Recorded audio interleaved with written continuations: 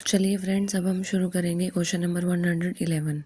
पिछली वीडियो में हमने 110 तक कंप्लीट किए थे। आज हम शुरू करेंगे 111 से। तो देखिए इसमें क्या दिया हुआ है। For the image to be real from the reflection at concave spherical surface. अब हमें जो सरफेस गिवन है वो गिवन है कॉन्केव स्फेरिकल सरफेस, ठीक है। और हमें निकालना क्या है, हमें के की वैल्यू निकालनी है। कब निकालनी? देखिए डिस्टेंस जो है ऑब्जेक्ट का शुड बी मोर देन के टाइम्स रेडियस ऑफ कर्वेचर। तो पहले हमें ये कंडीशन निकालनी है कि जो डिस्टेंस है ऑब्जेक्ट का वो के टाइम्स ज़्यादा है रेडियस ऑफ कर्वेचर से, ठीक है। तो हमें के की वैल्यू निकालनी है। तो देखिए हम क्या करेंगे, सबसे पहले reflection at concave spherical surface, ठीक है।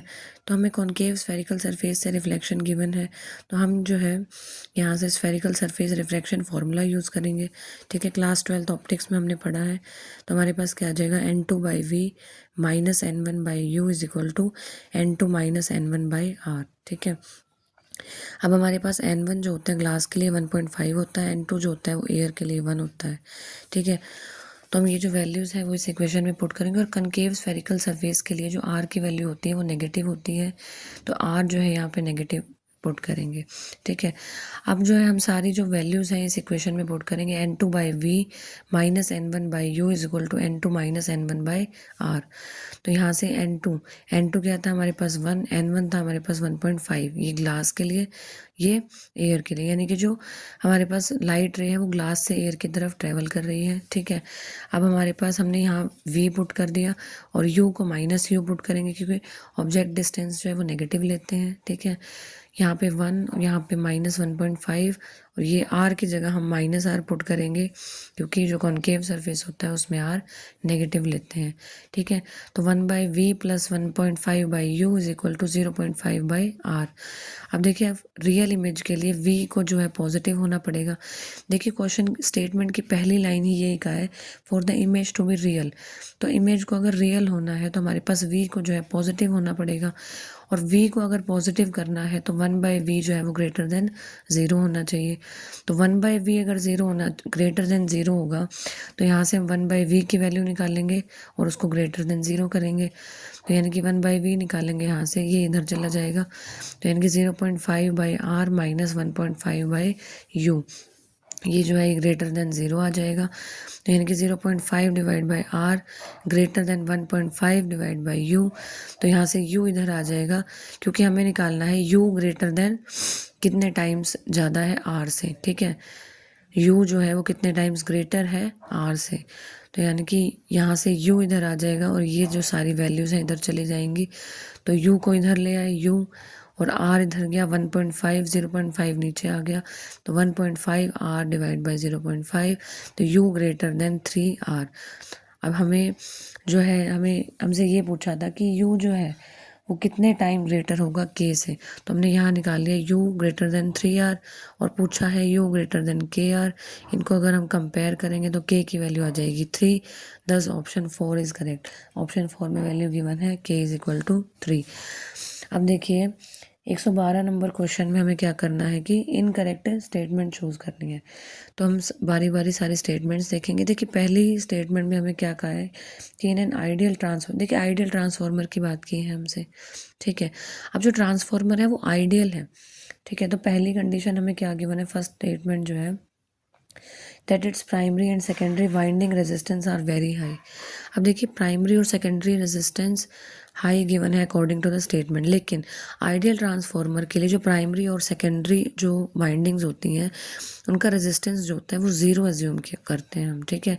तो जो पहली स्टेटमेंट हमें गिवन है कि जो हाई होगा रेजिस्टेंस हाई नहीं होता, रेजिस्टेंस लो होता है, 0 रेजिस्टेंस होता है अप्रॉक्सीमेटली। तो पहली स्टेटमेंट ही क्या आ जाएगी, इनकरेक्ट। देखते हैं बाकी की स्टेटमेंट। सेकेंड स्टेटमेंट में हमें क्या कहा है, the core has infinite permeability, तो ये स्टेटमेंट बिल्कुल सही है, इनफाइनाइट परमिएबिलिटी होती है, दिस स्टेटमेंट इज करेक्ट। अब देखिए थर्ड स्टेटमेंट क्या है हमारे पास, जो लीकेज इंडक्टेंस और लीकेज फ्लक्स है वो 0 रहेंगी, बिल्कुल सही है स्टेटमेंट, क्योंकि 100% जो फ्लक्स है वो प्रोड्यूस करती हैं primary links of the secondary. और स्टेटमेंट 3 भी क्या आ जाएगी, करेक्ट। और फोर्थ स्टेटमेंट क्या है, फोर्थ स्टेटमेंट है negligible magnetomotive force is required to establish flux in the core. ये स्टेटमेंट भी करेक्ट है क्योंकि जो कोर है उसकी इनफाइनाइट परमिएबिलिटी होती है, therefore negligible magneto force is required to establish flux in the core.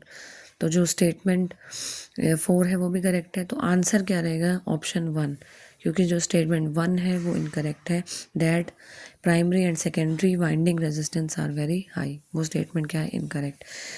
अब नेक्स्ट क्वेश्चन है 113। देखिए इसमें क्या है, centripetal acceleration of the earth as it moves in its orbit around the sun is. अब हमें निकालनी है सेंट्रीपिटल एक्सेलरेशन। देखिए सेंट्रीपिटल एक्सेलरेशन का फॉर्मूला हमें पता है, ये क्या होती है, अगर कोई ऑब्जेक्ट जो है सर्कल में मूव करता है, ठीक है, तो जो एक्सेलरेशन वो प्रोड्यूस करता है दैट इज सेंट्रीपिटल एक्सेलरेशन, ठीक है।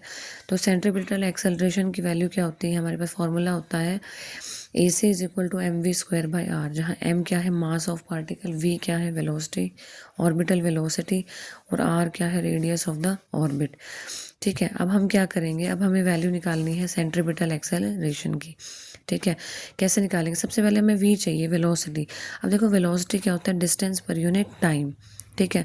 अब जो सर्कल में मूव कर रहा है तो टोटल उसका डिस्टेंस या टोटल लेंथ कितनी होगी? सरकमफ्रेंस के इक्वल। तो v क्या आ जाएगा? 2πr/t। t क्या है? Time period. अब ये जो v की वैल्यू है ये हम सेंट्रीपिटल एक्सेलरेशन में पुट कर देंगे, तो AC हमारे पास कितना आ जाएगा?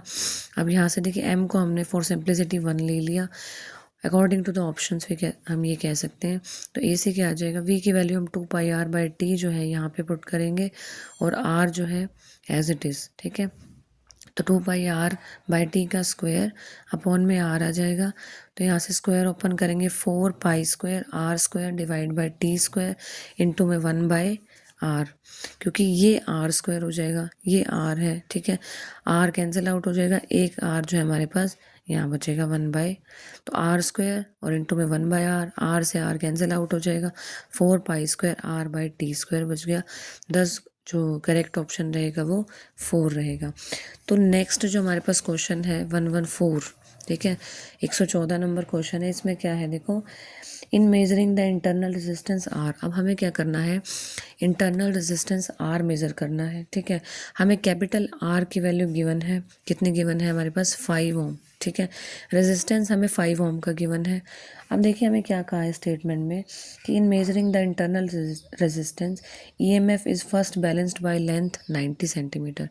तो पोटेंशियोमीटर हमने पढ़ा है क्लास 12th में, ठीक है। तो वो पोटेंशियोमीटर का फॉर्मूला लगाएंगे, R is equal to R L1 minus L2 divide by L2, ठीक है। अब देखिए इसने क्या कहा है कि फर्स्ट बैलेंस बाय लेंथ, तो मतलब जो L1 हमें गिवन है वो 90 गिवन है, एंड देन बैलेंस बाय, और उसके बाद जब हमने रेजिस्टेंस कनेक्ट किया तो उसके बाद जो लेंथ बैलेंस हुई वो थी हमारे पास 45। तो यानी कि L2 हमारे पास है 45, और ये सारी वैल्यूज़ इसमें पुट करेंगे। जो रेजिस्टेंस है वो 5 ओम का है, L1 90 है, L2 45 है, तो हमारे पास स्मॉल r की वैल्यू आ जाएगी 5। तो स्मॉल r आ गया, इनकी इंटरनल रेजिस्टेंस आ गया 5 ओम। दस ऑप्शन 2 इज़ करेक्ट, ठीक है। अब नेक्स्ट क्वेश्चन है 115। अब हमें दिया हुआ है 0.001001, इसमें नंबर ऑफ सिग्निफिकेंट फिगर्स बतानी है, ठीक है। अब देखिए डेसिमल के बाद जो ज़ीरो होती हैं वो सिग्निफिकेंट नहीं होती, लेकिन जो ज़ीरो हमारे पास जैसे वंस के बीच में आ गई, ठीक है, ये 1 है, ये 1 है, इनके बीच में हमारे पास जो ज़ीरो आ गई वो सिग्निफिकेंट होंगी, ठीक है। ये सिग्निफिकेंट फिगर्स का जो चैप्टर है वो 11th का है, ठीक है। तो हमारे पास सिग्निफिकेंट फिगर्स कितनी आ जाएंगे इसमें? 1 2 3 4, यानी कि 1 0 0 1, ये सिग्निफिकेंट है। तो हमारे पास आंसर क्या आ जाएगा? तो सिग्निफिकेंट फिगर्स जो आ जाएंगी वो 4 आ जाएंगी, 1 0 0 1। दस ऑप्शन 2 इज़ करेक्ट। अब देखिए क्वेश्चन नंबर 116 है हमारे पास, 116 नंबर क्वेश्चन। हमें क्या गिवन है? 3 पार्टिकल हैं P1 P2 P3। अब P1 P2 P3 3 पार्टिकल्स हैं, ठीक है, और ये सिचुएटेड है इक्विलेटरल ट्रायंगल। इक्विलेटरल ट्रायंगल क्या होते हैं? जिसके सारे एंगल्स क्या हों? 60 डिग्री हो, इक्वल हो। अब जो पार्टिकल्स हैं ये मूव कर रहे हैं वेलोसिटी v से, ठीक है। तो यानी कि सबसे पहले 3 पार्टिकल लिए अलॉन्ग अ ट्रायंगल, ठीक है। अब ये तीनों पार्टिकल मूव कर रहे हैं, जैसे ये पार्टिकल इस लाइन के अलॉन्ग मूव कर रहे हैं v वेलोसिटी से, ये जो है इस लाइन के अलॉन्ग मूव कर रहे हैं v वेलोसिटी से, सेम ये, ठीक है। अब हमसे ये पूछा है कि ये तीनों पार्टिकल्स जो है किस टाइम पे जो है मिलेंगे, किस टाइम पे, मतलब टाइम निकालना है, ये मिलेंगे। तो हमने कहा जब ये v वेलोसिटी से तीनों मूव कर रहे हैं ट्रायंगल के अलोंग, तो ये सेंट्रोइड पे मीट करेंगे, ठीक है। तो ये सेंट्रोइड पे मीट करेंगे। हमें जो है, हमें वो टाइम निकालना है कि जिस टाइम पे इस पॉइंट पे ये जो है मीट करेंगे, ठीक है। तो हमने क्या किया, ये पॉइंट लिया, इस पॉइंट से परपेंडिकुलर ड्रॉ किया इस साइड पे, ठीक है। तो ये आ गया परपेंडिकुलर, तो ये एंगल आ जाएगा 90 डिग्री, और ये पूरा 60 है, तो ये हाफ जो है वो 30 हो जाएगा। तो ये 90 है, ये 30 है, तो 180 डिग्री अगर हम लेंगे ट्रायंगल का जो टोटल एंगल्स का सम है, तो ये एंगल आ जाएगा हमारे पास 60 डिग्री। ये 60 डिग्री है, ये 60 डिग्री, ये 30 डिग्री, ठीक है। ये 30 डिग्री है, ये 90 डिग्री है, ठीक है। अब देखिए हमें पता है टाइम हमें निकालना है, तो टाइम जो होता है वो डिस्प्लेसमेंट पर यूनिट वेलोसिटी। अब देखिए ये जो है यहाँ v एंगल से मूव कर रहा है, v वेलोसिटी से मूव कर रहा है, ठीक है। अब ये जो पार्टिकल है वो भी v वेलोसिटी से मूव कर रहा है। अब देखो जब ये v वेलोसिटी से मूव कर रहा है और ये एंगल है हमारे पास 30 डिग्री, अगर हम कंपोनेंट्स में ब्रेक करें तो हमारे पास क्या आ जाएगा, ये आ जाएगा v cos 30, ठीक है। जो इस तरफ कंपोनेंट वो v cos 30 और इस तरफ जो आ जाएगा वो v sin 30। लेकिन हमें क्या करना है, वो इसके अलोंग मूव करवाना है, तो v cos 30 वाला कंपोनेंट आ जाएगा। तो हम क्या लेंगे, देखो time is equal to displacement per unit velocity. अब डिस्प्लेसमेंट कितना किया, यहाँ पे आ गए, ठीक है। ये तीनों कब मिलेंगे, जब यहाँ पे आ जाएंगे, ठीक है, इस पॉइंट पे। तो यहाँ पे इसका जो है इस पॉइंट के साथ डिस्टेंस हमने x डिफाइन किया, तो डिस्प्लेसमेंट ये x आएगा, और वेलोसिटी का कंपोनेंट क्या लेंगे हम, v cos 30, क्योंकि हम इस डायरेक्शन में ले रहे हैं, तो v cos 30 आ जाएगा। cos 30 होता है √3/2, तो x बाई v इंटू √3/2, ठीक है। अब हम निकालेंगे इसी ट्रायंगल में sin 60। अब देखो ये एंगल हमारे पास 60 डिग्री है, ये वाला, ठीक है। तो ये 60 डिग्री है, ये 90 डिग्री है, तो sin 60 क्या आ जाएगा हमारे पास, परपेंडिकुलर अपॉन हाइपोटेन्यूज। परपेंडिकुलर आ जाएगा l/2, हाइपोटेन्यूज आ जाएगा हमारे पास x। तो यहाँ से sin 60 होता है √3/2, और ये आ जाएगा l/2 x। तो x हम उधर ले जाएंगे, x की वैल्यू आ जाएगी l/√3, ठीक है। अब x की जो वैल्यू है हम यहाँ पुट कर देंगे, ठीक है। तो टाइम क्या आ जाएगा हमारे पास, x डिवाइड बाई v और √3/2, x की वैल्यू पुट की l/√3, और ये आ जाएगा v इंटू √3/2। तो यहाँ से हमारे पास आ जाएगा 2 पर चला जाएगा, 2l डिवाइड बाई √3 हो जाएगा 3, तो 3v। दस ऑप्शन 1 इज़ करेक्ट, ठीक है। अब क्वेश्चन नंबर है 117, ठीक है। तो 117 नंबर क्वेश्चन है, हमें इनकरेक्ट स्टेटमेंट चूज़ करनी है, ठीक है। तो सबसे पहले हम रिलेशन देखेंगे। देखो हमारे पास y होता है यंग्स मॉडुलस, ठीक है। यंग्स मॉडुलस का हमारे पास फॉर्मूला होता है y is equal to 3k1 - 2 sigma, ठीक है। और y is equal to 2 eta और 1 प्लस में सिग्मा, ठीक है। तो यहाँ से हम k की वैल्यू निकाल सकते हैं। k क्या आ जाएगा हमारे पास, y बाई k को इधर रखेंगे, बाकी वैल्यूज इधर आ जाएंगी, तो y/3 इंटू 1 - 2 सिग्मा, और ईटा आ जाएगा हमारे पास y/2 1 प्लस सिग्मा। तो ये इक्वेशन 1 आ गई, ये 2 आ गई। अब देखो यहाँ से हम y की जो है, देखो y को हम इक्वेट कर सकते हैं, तो हमने y को इक्वेट कर दिया। तो यहाँ से हमारे पास अगर हम इक्वेट करेंगे तो हमारे पास सिग्मा आ जाएगा 3k - 2 ईटा अपॉन 6k + 2 ईटा। लेकिन देखिए फर्स्ट ऑप्शन में हमें क्या गिवन है, 3k + 2 ईटा और 6k और 2 ईटा - 6k, तो वो रॉन्ग है। जबकि रियल आंसर क्या है हमारे पास, 3k - 2 ईटा और 6k + 2 ईटा। तो पहली स्टेटमेंट ये क्या आ जाएगी, इनकरेक्ट। और जो नेक्स्ट रिलेशंस हैं, सेकंड क्या है, eta is equal to y/2 1 plus sigma, बिल्कुल सही है। थर्ड क्या है, y is equal to 9 eta k/3k + eta, वो भी बिल्कुल सही है। और जो फोर्थ ऑप्शन है k is equal to y/3 1 - 2 sigma, ठीक है। तो ये ऑप्शन फोर्थ वाला भी क्या है, बिल्कुल करेक्ट। तो हमारे पास जो इनकरेक्ट जो फॉर्मूला रहेगा वो क्या रहेगा, फर्स्ट ऑप्शन। तो ऑप्शन 1 क्या आ जाएगा, वो इनकरेक्ट स्टेटमेंट हो जाएगी, ठीक है, इनकरेक्ट रिलेशन हो जाएगा। नेक्स्ट क्वेश्चन है 118।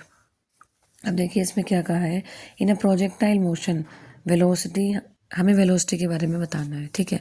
अब देखो स्टैंडर्ड प्रोजेक्टाइल मोशन में क्या होता है, तो only acceleration acting on the object is due to gravity, ठीक है। तो स्टैंडर्ड प्रोजेक्टाइल मोशन में जो ओनली एक्सेलरेशन है वो क्या होती है, ड्यू टू ग्रेविटी ओनली।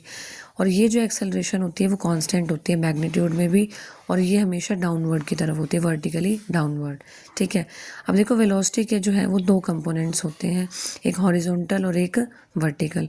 ठीक है, अब ये जो हॉरिजॉन्टल कंपोनेंट है ये कांस्टेंट रहता है, बिकॉज क्योंकि हॉरिजॉन्टल एक्सेलरेशन हम ले ही नहीं रहे, क्योंकि स्टैंडर्ड प्रोजेक्टाइल मोशन में हम सिर्फ ग्रेविटी की बात कर रहे हैं, और ग्रेविटी जो है वो वर्टिकल मोशन में एक्ट करता है। ठीक है, और जो वी वाई है वर्टिकल कंपोनेंट ये चेंज करता है कॉन्टीन्यूसली ड्यू टू ग्रेविटी, तो ये डिक्रीज करेगा as the object goes up, ऊपर की तरफ ऑब्जेक्ट जाएगा तो हमारे पास ये जो ग्रेविटी वाला कंपोनेंट है वो डिक्रीज करेगा, क्योंकि ग्रेविटी नीचे की तरफ एक्ट करती है, और ये जो है ज़ीरो हो जाएगा हाईएस्ट पॉइंट पे और इंक्रीज करेगा एज ऑब्जेक्ट फॉल्स। ठीक है, तो अगर हम हाईएस्ट पॉइंट की बात करते हैं, पीक पॉइंट की बात करते हैं, ठीक है, तो जो वर्टिकल वेलोसिटी है वो ज़ीरो हो जाएगी, तो सिर्फ हॉरिजॉन्टल वेलोसिटी रहेगी। ठीक है, 10 वेलोसिटीज हॉरिजॉन्टल, अगर हम हाईएस्ट पॉइंट की बात करते हैं तो वर्टिकल वेलोसिटी ज़ीरो हो जाएगी और सिर्फ हॉरिजॉन्टल वेलोसिटी वहाँ पे कंट्रीब्यूट करेगी, 10 वेलोसिटीज हॉरिजॉन्टल, और एक्सेलरेशन क्या आ जाएगी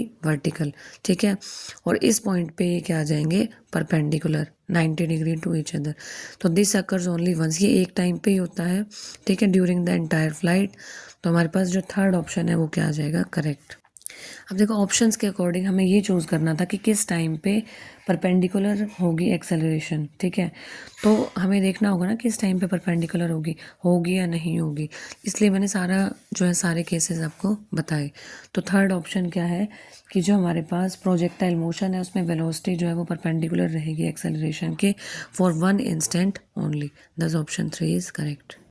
अब देखिए क्वेश्चन नंबर है 119। ठीक है, 119 नंबर क्वेश्चन है। अब हमें इसमें ये बताना है कि विच ऑफ द फॉलोइंग, देखिए ये जो पेयर्स हमें गिवन है ऑप्शन में, किनका डायमेंशनल फार्मूला सेम नहीं है, ये हमें बताना है। तो पहले ऑप्शन में हमसे पूछा है Reynolds number and coefficient of friction.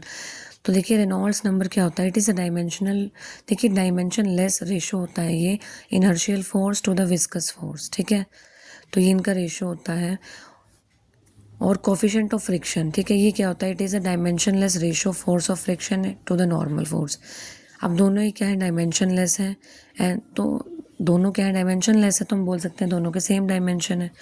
लेकिन हमें ऑप्शन में ये बताना है कि किनका सेम डायमेंशनल फार्मूला नहीं होगा, तो ये तो सेम है, दोनों ही डायमेंशनलेस है। सेकंड है लेटेंट हीट। ठीक है, इसके डायमेंशंस क्या होते हैं, देखो हीट पर यूनिट मास हम इसे बोल सकते हैं, तो डायमेंशंस होते हैं इसके L2T-2, L2T-2 लेटेंट हीट के। और ग्रेविटेशनल पोटेंशियल क्या होता है, potential energy per unit mass, इसके डायमेंशंस होते हैं L2T-2, तो दोनों के सेम डायमेंशंस है। थर्ड हमारे पास है टेंशन क्या होता है, ये एक पुलिंग फोर्स होता है एक्सर्टेड बाय स्ट्रिंग और केबल। और फोर्स में क्या होता है जनरल पुश और पुल, दोनों क्या है एक टाइप के फोर्स हैं, तो दोनों के सेम डायमेंशंस होंगे MLT-2, तो दोनों के सेम डायमेंशंस है। फोर्थ ऑप्शन है प्लैंक्स कांस्टेंट। देखिए प्लैंक्स कांस्टेंट होता है एनर्जी इनटू टाइम, ML2T-1 इसके डायमेंशंस होते हैं। टॉर्क होता है फोर्स इनटू डिस्टेंस, इसके डायमेंशंस होते हैं ML2T-2, दोनों के डायमेंशन क्या है अलग हैं। ठीक है, दस ऑप्शन 4 इज़ करेक्ट, दोनों के डायमेंशंस क्या है अलग हैं, बाकी सबके डायमेंशन हमने देखे सेम थे। ठीक है, इसमें डायमेंशन यानी कि प्लैंक्स कांस्टेंट और टॉर्क के डायमेंशंस रहेंगे अलग, दस ऑप्शन 4 इज़ करेक्ट। अब देखिए नेक्स्ट क्वेश्चन है 120। ठीक है, इसमें हमें बताना है चूज द करेक्ट स्टेटमेंट हमें बतानी है। पहली स्टेटमेंट है if heat is supplied to an ideal gas in an isothermal process gas will do negative work, क्या गैस नेगेटिव वर्क करेगी, तो हमें करेक्ट स्टेटमेंट चूज करनी है, मतलब 3 स्टेटमेंट क्या होंगी इनकरेक्ट और एक क्या होगी करेक्ट। अब देखिए ये स्टेटमेंट हमें दिख रही है कि इनकरेक्ट है, क्योंकि देखो आइसोथर्मल एक्सपेंशन में जो टेम्परेचर होता है वो कांस्टेंट होता है। ठीक है, और जो डेल्टा यू रहेगी वो ज़ीरो रहेगी। अब हमें पता है फर्स्ट लॉ ऑफ थर्मोडायनेमिक्स क्या होता है, delta Q is equal to delta U plus W. ठीक है, ये क्या होता है चेंज इन हीट, ये होती है चेंज इन इंटरनल एनर्जी, और ये होता है वर्क डन। अगर हमारे पास टेम्परेचर ही कांस्टेंट है तो चेंज इन इंटरनल एनर्जी क्या हो जाएगी ज़ीरो, तो हमारे पास ये ज़ीरो है। ठीक है, टेम्परेचर कांस्टेंट है। अब हमारे पास हीट सप्लाइड क्या हो गया, अब हीट हमने सप्लाई की है तो डेल्टा क्यू क्या हो गया, ग्रेटर देन ज़ीरो। तो जो हमारा वर्क डन होगा वो भी ग्रेटर देन ज़ीरो होगा, लेकिन हमें क्या दिया हुआ है, नेगेटिव वर्क। तो ये स्टेटमेंट क्या हो जाएगी, इनकरेक्ट, क्योंकि दिया हुआ है नेगेटिव वर्क, लेकिन यहाँ से हमने निकाला तो वर्क डन आ रहा है पॉजिटिव, तो पहली स्टेटमेंट हो जाएगी इनकरेक्ट। सेकेंड स्टेटमेंट हमें गिवन है कि Carnot engine is an irreversible engine. Carnot engine, जबकि हमने देखा है जो कारनोट साइकिल होती है वो पूरी, ठीक है, 4 स्टेप्स में, वो रिवर्सिबल होती है ना कि इरिवर्सिबल। तो कारनोट इंजन क्या होता है, रिवर्सिबल। गिवन है हमें इरिवर्सिबल, तो ये स्टेटमेंट हो जाएगी इनकरेक्ट, ठीक है। थर्ड स्टेटमेंट में हमें गिवन है for a solid with small expansion coefficient Cp is greater than Cv। अब देखिए हमें पता है Cp minus Cv is equal to R होता है, तो Cp is equal to Cv plus R। Cp क्या होता है, specific heat capacity at constant pressure. Cv क्या होता है, specific heat capacity at constant volume. तो Cp क्या आ गया, Cv प्लस R। R क्या है, कांस्टेंट है, ठीक है। तो Cp क्या आ रहा है, Cv प्लस R, यानी कि Cp बड़ा आ रहा है Cv से, ठीक है, कितना, R। R ग्रेटर है Cv से।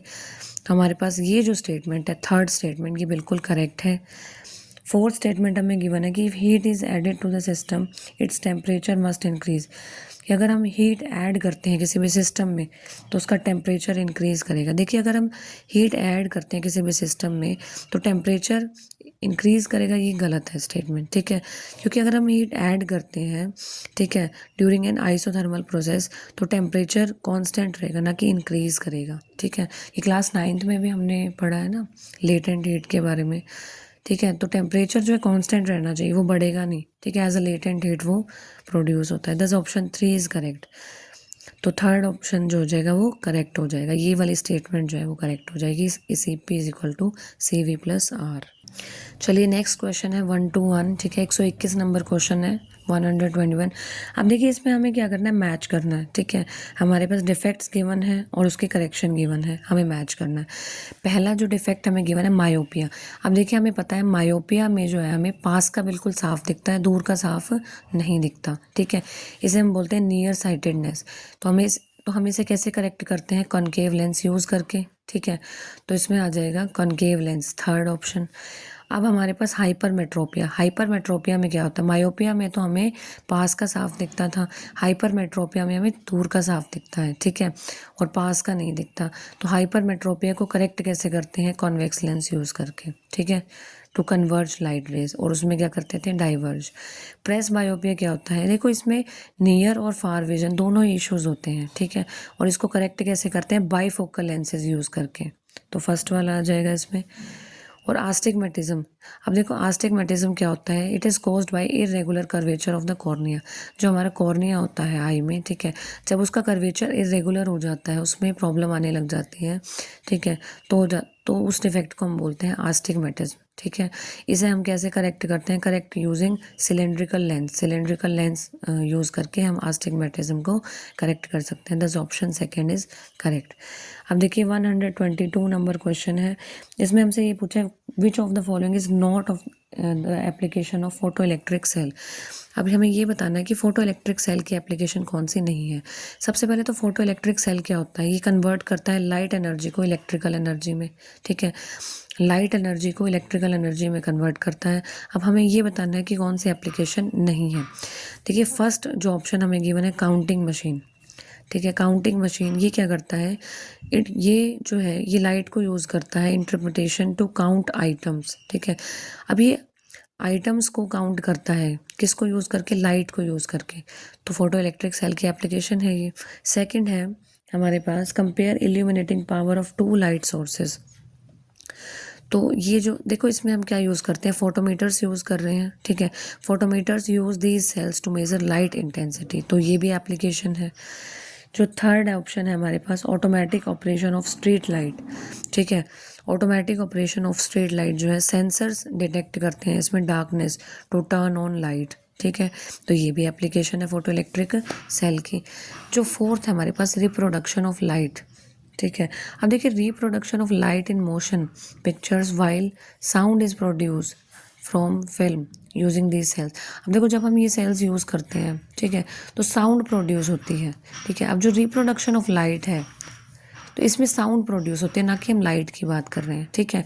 तो ये जो ऑप्शन है, ये fourth option, reproduction of light in motion pictures, देखो मोशन पिक्चर्स में हम यहाँ पे साउंड प्रोड्यूस कर रहे हैं from film using these cells, ठीक है, ना कि लाइट की बात कर रहे हैं, ठीक है। तो ये एप्लीकेशन नहीं है reproduction of light. Option number 4 क्या आ जाएगा करेक्ट। अब देखिए नेक्स्ट क्वेश्चन है 123, 123 नंबर क्वेश्चन है। अब देखिए हमें क्या गिवन है, एक straight horizontal copper wire with a linear density of 46.6, ठीक है, gram per metre has current 28 ampere flowing through it. अब हमें निकालना है minimum magnitude of the magnetic field required to float the wire in the air. अब हमें निकालना है मैग्नीट्यूड ऑफ मैग्नेटिक फील्ड, तो कितना मैग्नेटिक फील्ड रिक्वायर होगा to float the wire in air. अगर हमें वायर को फ्लोट करना है एयर में, ठीक है, तो कितना मैग्नेटिक फील्ड रिक्वायर होगा, ठीक है। अब देखिए सबसे पहले we have to find out minimum magnetic field. अब देखो अगर वायर को फ्लोट करना है तो अपवर्ड मैग्नेटिक फोर्स जो होगा वो इक्वल होगा डाउनवर्ड ग्रेविटेशनल फोर्स के, ठीक है। अब हमें गिवन क्या है, लीनियर डेंसिटी गिवन है 46.6, तो अगर हमें किलोग्राम में चेंज करना है, ग्राम में गिवन है, किलोग्राम में चेंज करेंगे तो 0.0466 हो जाएगा। और करंट हमें गिवन है 28 एम्पियर। अब एक्सेलरेशन ड्यू टू ग्रेविटी होती है 9.8। अब हमारे पास जो मैग्नेटिक फोर्स, अब देखो एफ बी जो फोर्स की वैल्यू होती है वो एम जी होती है, और मैग्नेटिक फोर्स को हम आई एल बी लिख सकते हैं। वैसे I L B sine theta होता है, हमने साइन थीटा मैक्सिमम कंडीशन ले ली, ठीक है। तो आई एल बी हम लिखेंगे is equal to M G, यहाँ से जो हमारे पास एल है वो इस साइड आ जाएगा, तो आई इंटू बी इधर आ जाएगा। अब मास पर यूनिट लेंथ, इसको हम क्या बोल सकते हैं, लीनियर डेंसिटी लैम्डा, और लैम्डा हमें गिवन है 0.0466, और यहाँ आ जाएगा जी। बी हमें निकालना है तो करंट भी इस साइड चला जाएगा, ठीक है। तो B is equal to lambda G by I L आ जाएगा। लैम्डा की वैल्यू है, हम ये भी लिख सकते हैं 46.6 इंटू 10⁻³ जी की वैल्यू है 9.8, आई की वैल्यू हमें गिवन है 28। ये एल नहीं आएगा क्योंकि हमने लैम्डा को लिखा ना मास पर यूनिट लेंथ, तो ये लेंथ नहीं आएगा, लैम्डा जी बाई आई आ जाएगा। लैम्डा था ही मास पर यूनिट लेंथ, ठीक है। तो आई की वैल्यू क्या आ जाएगी 28। तो यहाँ से इसको सॉल्व करके हमारे पास जो मैग्नेटिक फील्ड है बी आ जाएगा 0.0163 टेस्ला, तो 16.3 मिली टेस्ला लिख सकते हैं इसको। दस ऑप्शन सेकंड इज करेक्ट। देखिए नेक्स्ट क्वेश्चन है क्वेश्चन नंबर 124, 124 नंबर क्वेश्चन है। देखिए हमने क्या किया, हमने एक बार मैग्नेट को सबसे पहले मैग्नेटिक मेरिडियन में प्लेस किया, ठीक है। फिर हमें जो है वैल्यूज़ निकालनी है, ठीक है। कैसे निकालनी है, फर्स्ट कंडीशन हमें गिवन है कि नॉर्थ पोल अगर पॉइंट कर रहा है नॉर्थ की तरफ, ठीक है, तो पहली कंडीशन है नॉर्थ पोल नॉर्थ की तरफ पॉइंट कर रहा है, और सेकंड कंडीशन में साउथ पोल जो है नॉर्थ की तरफ पॉइंट कर रहा है।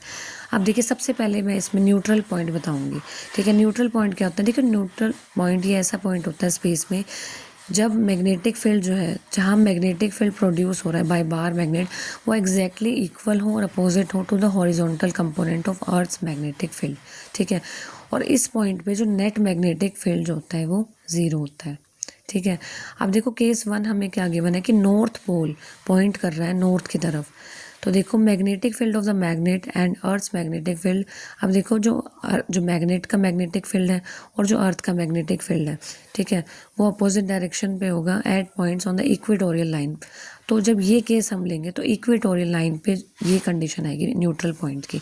हमें न्यूट्रल पॉइंट की कंडीशन निकालनी है कि कौन सी लाइन पे आएगी, इक्वेटोरियल या एक्सियल, ठीक है। तो जब नॉर्थ की तरफ पॉइंट करेगा तो हमारे पास जो कंडीशन है कि मैग्नेटिक फील्ड मैग्नेट का वो इक्वल और अपोजिट होगा किसके, मैग्नेटिक फील्ड ऑफ अर्थ के, वो इक्वेटोरियल लाइन पे होगी ये कंडीशन, ठीक है, क्योंकि हमें न्यूट्रल पॉइंट चाहिए, ठीक है। तो बी ऑफ इक्वेटोरियल क्या आ जाएगा, μ0/4πm/r³, हमें पता है इक्वेटोरियल का, क्लियर है। अब सेकंड कंडीशन है साउथ पोल जो है पॉइंट कर रहे हैं नॉर्थ की तरफ। देखो इक्वेटोरियल का ये हमने डायरेक्ट रिजल्ट यूज़ किया है, हमें पता है ना इक्वेटोरियल के लिए ये रिजल्ट होता है मैग्नेटिक फील्ड का, और एक्सियल फील्ड के लिए ये होता है, हमने निकाला है ना क्लास 12th में। तो जब साउथ पॉइंट करेगा नॉर्थ की तरफ, ठीक है, तो क्या होगा, साउथ पोल पॉइंट करेगा टुवर्ड्स द नॉर्थ, तो जब मैग्नेटिक फील्ड मैग्नेट का और जो अर्थ का मैग्नेटिक फील्ड है वो अपोजिट डायरेक्शन में होंगे और इक्वल होंगे ऑन द एक्सियल लाइन, ठीक है, एक्सेल लाइन पे होगी। जब साउथ नॉर्थ की तरफ पॉइंट करेगा तो एक्सेल लाइन पे जो है न्यूट्रल पॉइंट की कंडीशन आएगी। और एक्सेल के लिए हमारे पास जो मैग्नेटिक फील्ड होता है μ0/4π 2m/r³। तो ऑप्शन 4 क्या आ जाएगा करेक्ट। अब देखिए क्वेश्चन नंबर 125, 125 नंबर क्वेश्चन है। देखिए हमें ये बताना है which of the following quantities, 4 option हमें गिवन है, इनमें से कौन सा ऑप्शन जो है कंजर्व नहीं रहेगा। ठीक है, ना न्यूक्लियर रिएक्शन कौन सा ऑप्शन जो है कंजर्व नहीं रहता। सबसे पहला ऑप्शन है देखिए न्यूक्लियर नंबर। न्यूक्लियर नंबर क्या होता है, total number of protons and neutrons. ठीक है, तो वो होता है मास नंबर ए। तो ये जो है कंजर्व रहता है न्यूक्लियर रिएक्शन में। सेकंड है एंगुलर मोमेंटम। अब देखो बोथ ऑर्बिटल और स्पिन एंगुलर मोमेंटम दोनों ही कंजर्व रहते हैं, तो एंगुलर मोमेंटम क्या रहेगा कंजर्व, तो ये भी कंजर्व। न्यूक्लियर नंबर भी कंजर्व था, एंगुलर मोमेंटम भी कंजर्व रहेगा। फिर है आइसोटॉपिक स्पिन। आइसोस्पिन ये क्या होता है, this is a symmetry related to strong interaction. ये सिमेट्री बताती है आइसोस्पिन। ठीक है, in reaction involving only strong force isospin is generally conserve. तो आइसोस्पिन भी क्या रहती है कंजर्व रहती है। तो जो फोर्थ ऑप्शन है मैग्नेटिक डाइपोल मोमेंट। अब देखो मैग्नेटिक डाइपोल मोमेंट क्या होती है, it is a property of individual nuclei और पार्टिकल्स इन्वॉल्व। ठीक है, ये प्रॉपर्टी होती है इंडिविजुअल न्यूक्लियाई की। ठीक है, डिटर्मिन, और ये कैसे निकालते हैं स्पिन और चार्ज डिस्ट्रीब्यूशन से। तो न्यूक्लियर रिएक्शन में जो रिएक्टेंट ट्रांसफॉर्म होते हैं प्रोडक्ट्स में, ठीक है, वो अलग अलग इंटरनल स्ट्रक्चर्स के साथ होते हैं, अलग स्पिन के साथ और अलग चार्ज डिस्ट्रीब्यूशन के साथ। ठीक है, तो हमारी जो अगर स्पिन और चार्ज डिस्ट्रीब्यूशन ही अलग हो गया तो डाइपोल मोमेंट तो हम निकालते ही इनसे हैं। ठीक है, तो डाइपोल मोमेंट जो है वो कंजर्व नहीं रहती। दस ऑप्शन 4 इज करेक्ट, जिसमें मैग्नेटिक डाइपोल मोमेंट जो है वो कंजर्व नहीं रहेगी। Option 4 is correct. अब देखिए 126 नंबर क्वेश्चन है, 126 नंबर क्वेश्चन है। इसमें हमसे क्या बोला है, देखिए intensity of first secondary maxima x% है सेंट्रल मैक्सिमा के, और इंटेंसिटी सेकेंडरी मैक्सिमा की y% है सेंट्रल मैक्सिमा के।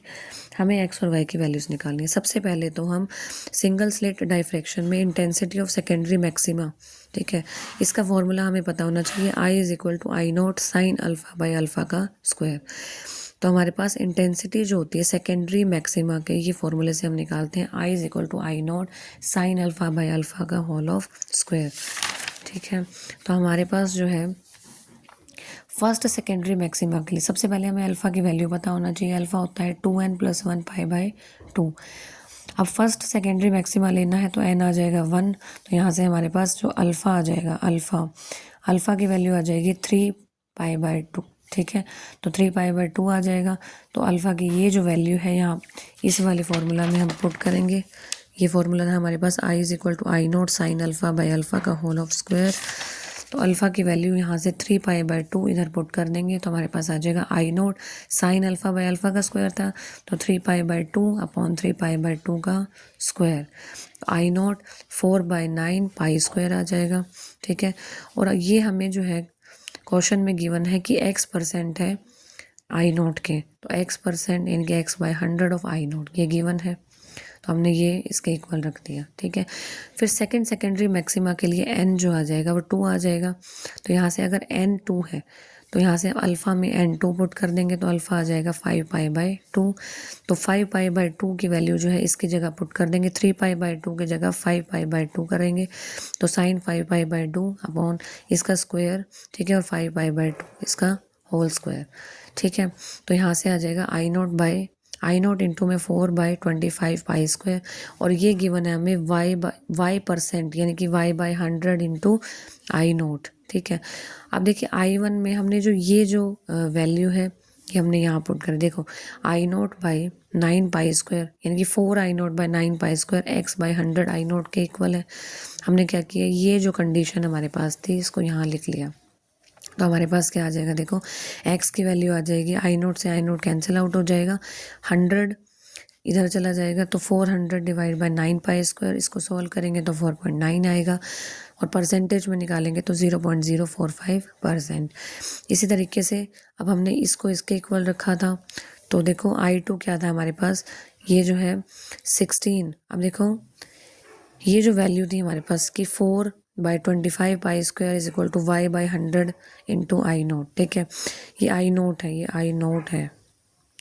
आई नोट, इसको कट कर रखा है इस आई नोट से, ठीक है। तो आई नोट से आई नोट कैंसिल आउट हो गया। वाई क्या आ जाएगा 400 divide by 25 pi square. Solve करेंगे तो वाई आ जाएगा 1.62 यानी कि 0.016%, ठीक है। दस ऑप्शन 4 क्या आ जाएगा हमारे पास करेक्ट। अब देखिए क्वेश्चन नंबर है 127, 127 नंबर क्वेश्चन है। इसमें हमें क्या गिवन है, देखो 120 वोल्ट का जो है and 440 volt lamp is to be operated on 220 volt 50 hertz supply means. अब देखो value of pure inductance that would be required in order that lamp is run on the correct voltage will be. अब हमें निकालनी है किसकी value, pure inductance की, ठीक है। तो कैसे निकालेंगे, सबसे पहले देखो करंट क्या होता है, I is equal to P by V L, ठीक है, लिख सकते हैं हम। तो देखो हमें पता है P is equal to V I होता है, ठीक है। I क्या आ जाएगा P बाई वी, ठीक है। पावर हमें गिवन है 40 वोल्ट, ठीक है, और वी एल कितनी गिवन है हमारे पास 120। तो हमारे पास ये कितना आ जाएगा 1/3 एम्पियर यानी कि 0.333 एम्पियर। अब उसके बाद देखो रेजिस्टेंस निकाल सकते हैं, ओम्स लॉ क्या होता है V is equal to I R, तो R क्या आ जाएगा V बाई आई, तो वी एल बाई आई आ जाएगा। वी एल हमें गिवन है 120, आई हमने अभी निकाला 0.333 यानी कि 1/3 लिख सकते हैं, तो 1/3 आ जाएगा, तो ये आ जाएगा 360 ओम, ठीक है। इम्पिडेंस हम कैसे निकालते हैं, इम्पिडेंस होता है टोटल V अपॉन आई, ठीक है। तो V टोटल अपॉन आई आ जाएगा। V टोटल हमारे पास कितने गिवन है, वहाँ हम ले रहे थे वोल्टेज जो है इंडक्टेंस की, यहाँ इम्पिडेंस के लिए हम टोटल वोल्टेज लेते हैं जो कि 220 है हमारे पास, और आई हमने कितना निकाला, करंट है 1/3, तो हमारे पास Z आ जाएगा 660 ओम, ठीक है। अब RL सर्किट की अगर हम बात करें, RL सर्किट में क्या होता है, Z square is equal to R square plus XL square, ठीक है। तो यहाँ से अगर हम एक्सएल स्क्वायर निकालें तो क्या आ जाएगा Z square minus R square, और स्क्वायर से अगर हम हटाएंगे तो यहाँ आ जाएगा रूट। जेड की वैल्यू क्या है 660, तो इसका स्क्वायर आ जाएगा, माइनस आर की वैल्यू क्या है 360, इसका स्क्वायर आ जाएगा। सॉल्व करेंगे तो एक्सएल आ जाएगा 553.17। हमें निकालना था एल, तो एल कैसे निकालेंगे, एक्सएल होता है हमारे पास ओमेगा एल, ओमेगा को लिख सकते हैं 2 pi new into L, new given है 50 हर्ट्ज, हमें निकालना था एल, एल क्या आ जाएगा XL divide by 2 pi nu. XL निकालने के लिए हमने ये अप्लाई किया, आर एल सर्किट लिया, Z square is equal to R square plus XL square, ठीक है। तो यहाँ से हमने एक्सएल निकाल लिया था, एक्सएल की वैल्यू यहाँ पुट कर दी 553.17, और 2 पाई 2 इंटू पाई की वैल्यू 3.14, न्यू की वैल्यू गिवन है 50, तो ये सॉल्व करके एल आ जाएगा हमारे पास 1.76 हेनरी, ठीक है। दस ऑप्शन सेकंड इज करेक्ट। फिर है 128 नंबर क्वेश्चन, इसमें क्या है, for a sinusoidal wave form हमें वैल्यूज़ बतानी है, पीक वैल्यू बतानी है, आरएमएस, एवरेज, फॉर्म फैक्टर। अब देखिए for a sinusoidal wave form with maximum current, I R M S हमें पता है आई मैक्स बाई √2 होता है यानी कि 0.707 आई मैक्स हो जाएगा। आई एवरेज हमें पता है 2 आई मैक्स बाई पाई के इक्वल होता है यानी कि 2 I max as it is, pi की वैल्यू 3.14, सॉल्व करेंगे तो 0.637 आई मैक्स आ जाएगा। पीक फैक्टर क्या होता है, I max upon I R M S, I R M S कितना था 0.707, ठीक है। इसको सॉल्व करेंगे तो आई मैक्स से आई मैक्स कैंसिल आउट हो जाएगा, 1/0.707, ये आ जाएगा √2 के इक्वल यानी कि 1.414। फॉर्म फैक्टर क्या होता है, I R M S upon I average, तो आई आर एम एस क्या होता है 0.707 आई मैक्स, और आई एवरेज क्या था 0.637 आई मैक्स, आई मैक्स से आई मैक्स कैंसिल आउट, इस रेशो को सॉल्व करेंगे तो 1.11 आ जाएगा, तो ऑप्शन सेकंड क्या आ जाएगा करेक्ट। अब देखो क्वेश्चन नंबर है 129, 129 नंबर क्वेश्चन है, हमें दो स्टेटमेंट्स गिवन है, हमें ये बतानी है कौन से करेक्ट है कौन से इनकरेक्ट है, ठीक है। तो फर्स्ट स्टेटमेंट हमें गिवन है, for a constant volume gas thermometer gas should be filled at low temperature and high pressure, ये हमें गिवन है। देखो क्या होता है कांस्टेंट वॉल्यूम गैस थर्मोमीटर, ठीक है, ये जो है इसे हम फिल करते हैं लो प्रेशर और हाई टेम्परेचर, ये हमें गिवन है कि लो प्रेशर और हाई टेम्परेचर पे हम, ठीक है। तो अब हमें ये बताना है कि ये स्टेटमेंट क्या है, करेक्ट है या इनकरेक्ट है। देखो अगर हाई प्रेशर पे फिल कर रहे हैं तो वो जनरली क्या होती है इनकरेक्ट, क्योंकि अगर हम हाई प्रेशर पे फिल करेंगे तो जो कंडीशन है वो नॉन आइडियल गैस बिहेवियर की तरफ शिफ्ट होगी, लेकिन आइडियल कंडीशन क्या होती है लो प्रेशर, हाई टेम्परेचर। तो हमारे पास जो फर्स्ट स्टेटमेंट रहेगी कि हाई प्रेशर है वो इनकरेक्ट रहेगी, जबकि प्रेशर कैसा होना चाहिए, लो।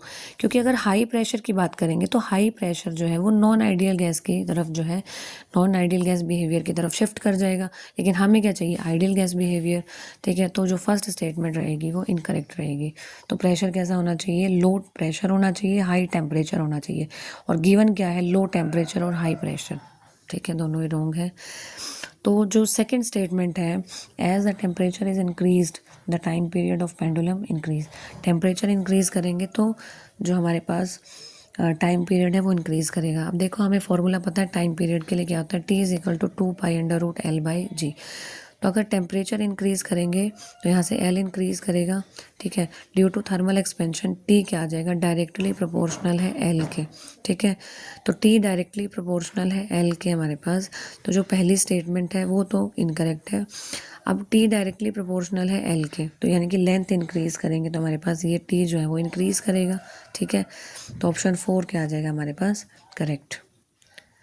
नेक्स्ट है हमारे पास, हमें गिवन है, देखो 130 नंबर क्वेश्चन है, 130 नंबर क्वेश्चन है। टाइम एवरेज पावर हमें देखनी है। अब देखो टाइम एवरेज पावर का जो फॉर्मूला होता है P एवरेज, वो होता है 1/2 mu omega square A square into V। ठीक है, म्यू क्या होता है हमारे पास, linear mass density of medium, omega होता है एंगुलर फ्रिक्वेंसी ऑफ वेव जो कि होती है 2π/न्यू, A क्या है हमारे पास, एम्पलीट्यूड, और V क्या है, स्पीड। ठीक है, अब हमारे पास गिवन एवरेज पावर क्या है, वो प्रोपोर्शनल है एम्पलीट्यूड की पावर m के और एंगुलर फ्रीक्वेंसी की पावर n के।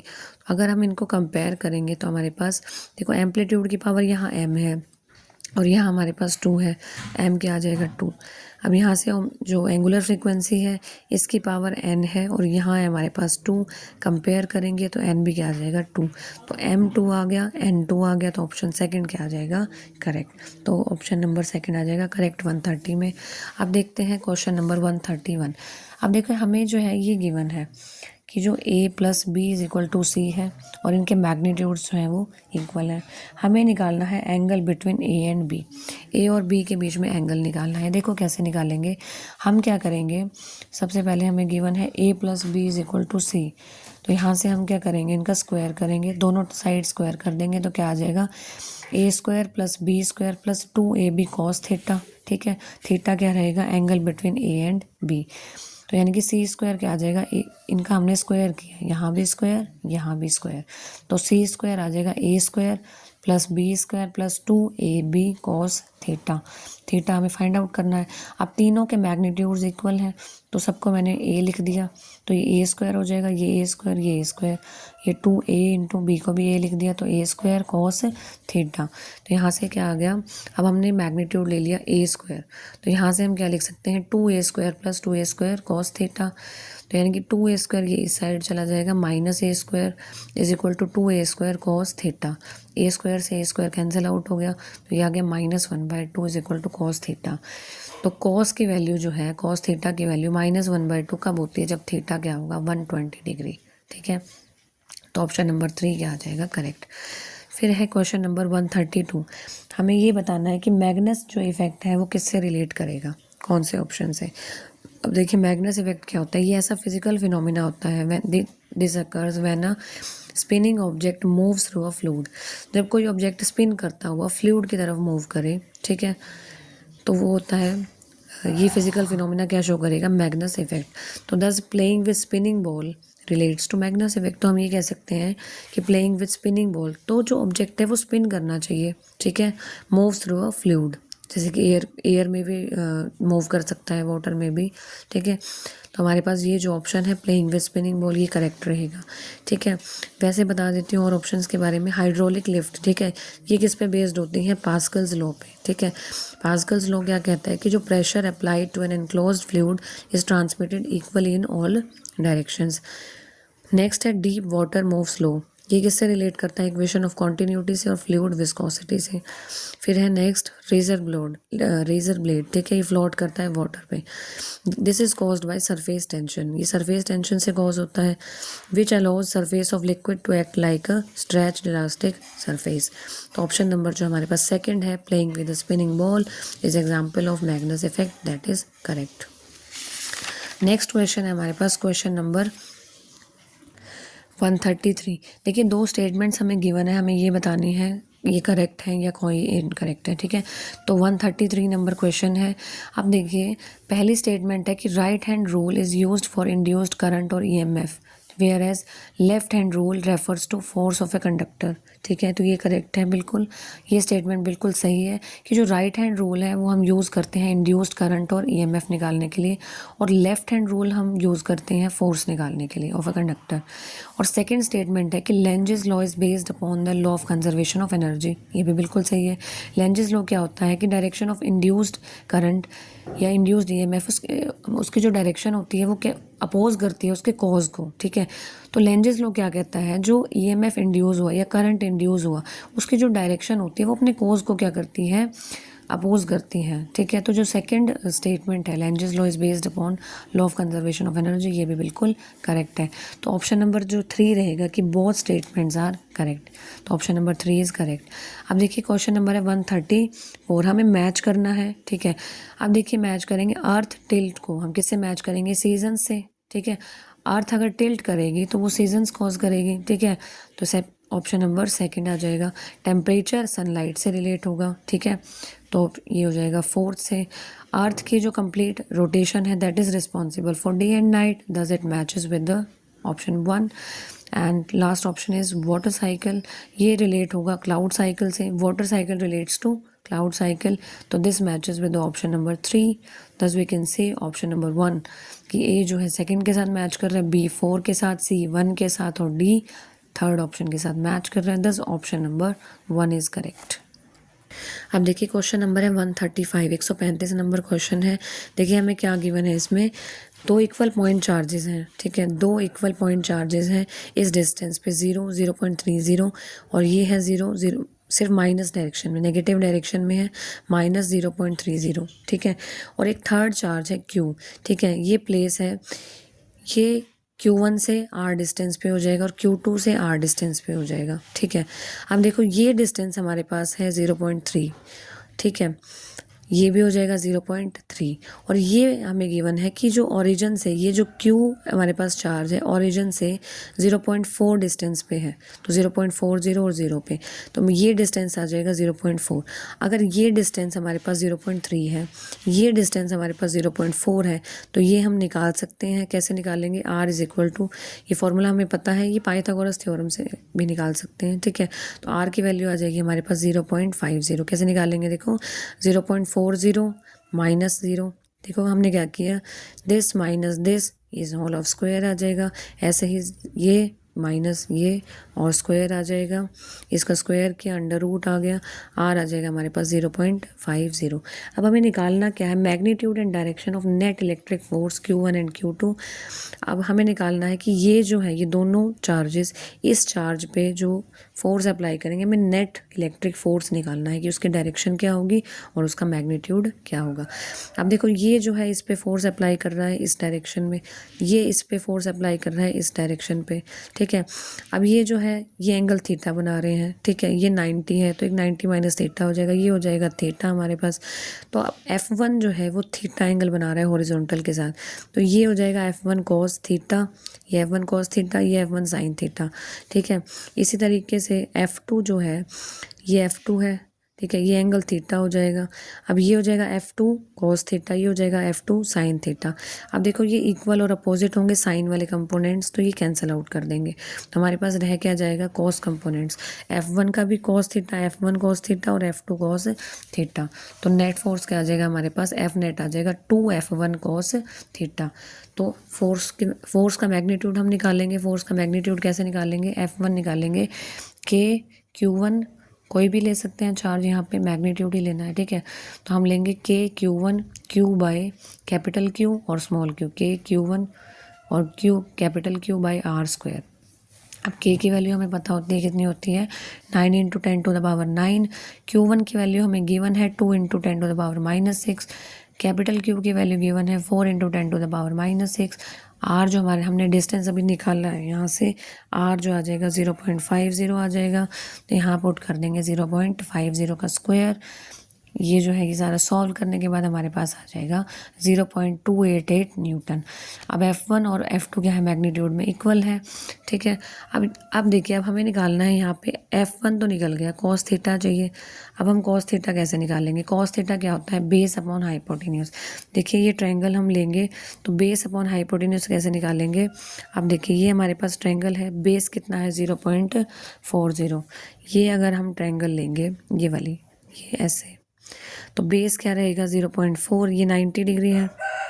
ठीक है, तो बेस हो जाएगा 0.40 और हाइपोटेन्यूज आर हमने निकाला था 0.50, तो कॉस थीटा आ जाएगा 0.8। F1 की वैल्यू आ गई 0.288, कॉस थीटा की वैल्यू आ गई 0.8, तो F नेट क्या था 2F1 कॉस थीटा, बताया था ना, साइन कंपोनेंट्स कैंसिल आउट हो जाएंगे और जो नेट फोर्स आ जाएगा वो आ जाएगा 2F1 कॉस थीटा। तो F1 क्या आ जाएगा 0.8 कॉस थीटा, अब कॉस थीटा है 0.8, F1 है 0.288, तो सारी वैल्यूज पुट करेंगे तो F आ जाएगा हमारे पास 0.46 न्यूटन। अब देखो इसकी डायरेक्शन कैसी है, दोनों ही फोर्स जो है इस डायरेक्शन में है। जो कंपोनेंट है F1 का, देखो F1 कॉस थीटा इस डायरेक्शन में है, F2 का भी इसी डायरेक्शन में है, तो नेट भी क्या होगा, इसी डायरेक्शन में होगा। ये डायरेक्शन कैसी है, पॉजिटिव एक्स डायरेक्शन, तो पॉजिटिव एक्स डायरेक्शन आ जाएगी और नेट फोर्स कितना आ जाएगा 0.46 न्यूटन। दस ऑप्शन 1 इज करेक्ट। अब देखिए नेक्स्ट क्वेश्चन है 136, 136 नंबर क्वेश्चन है। हमसे रिलेशन पूछा है, correct relation between impact parameter and scattering angle. इनमें रिलेशन बताना है हमें।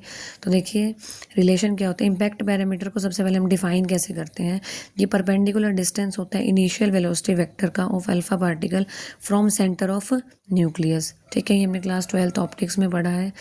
ठीक है, अब देखिए रदरफोर्ड अल्फा पार्टिकल में क्लास 12 में हमने पढ़ा है, जो ये रदरफोर्ड वाला चैप्टर है ना, एटम्स न्यूक्लियर, इसमें हमने पढ़ा है। ठीक है, ऑप्टिक्स में नहीं पढ़ा हमने, रदरफोर्ड वाले जो बोर मॉडल वाला ये चैप्टर है ना, एटम्स एंड न्यूक्लियर, उसमें हमने पढ़ा है। ठीक है, अब देखिए जो Rutherford alpha particle scattering experiment होता है उसमें हमने पढ़ा है कि जो रिलेशनशिप होती है इम्पैक्ट पैरामीटर में, ठीक है, और वेलोसिटी वेक्टर में, तो इम्पैक्ट पैरामीटर का जो फॉर्मूला रहता है वो ये रहता है, B = ZE² cot θ/2 4πε0 half mv²।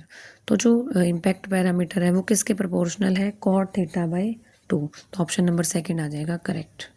अब देखिए क्वेश्चन नंबर है 137, 137 नंबर क्वेश्चन है। देखिए क्या है हमारे पास, एक मोनोक्रोमेटिक लाइट है जिसकी वेवलेंथ लैम्डा, ये इंसिडेंट कर रही है आइसोलेटेड मेटेलिक स्फीयर पे, ठीक है, जिसकी रेडियस r है और थ्रेशोल्ड वेवलेंथ है हमारे पास λ0 is greater than lambda.